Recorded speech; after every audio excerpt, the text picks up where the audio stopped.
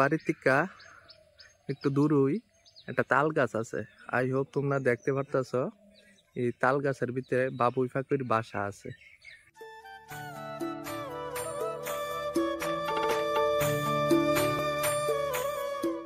Hello नमस्कार, स्वागतम welcome back to my YouTube channel and Facebook page mister Dev blogs. तो guys ओखाने बाजे सकाल प्राय 7:30। तो आज ब्लगटा शुरू करतेছে এখান থেকে। তো আজ হইল 17 সেপ্টেম্বর। তো আজ হইল বিশ্বকর্মা পূজা। তো বাড়ির মধ্যে হইতো বিশ্বকর্মা পূজা, আমার ছেলের প্রথম দেখা বিশ্বকর্মা পূজা।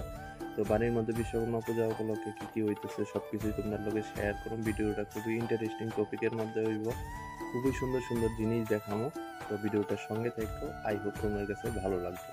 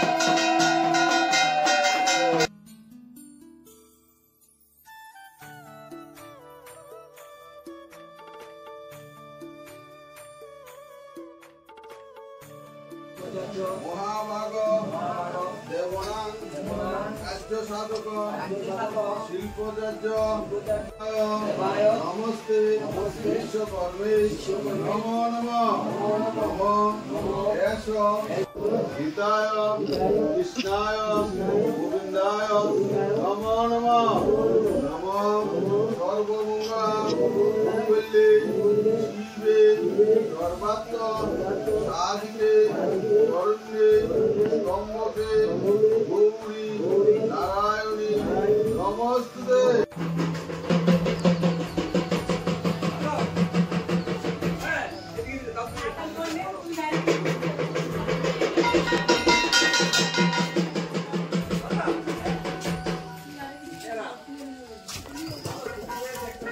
এর মধ্যে থেকে ম্যাক্সিমাম লোক সবাই জানো যে আমরা পাল বংশ থেকে বিলং করি।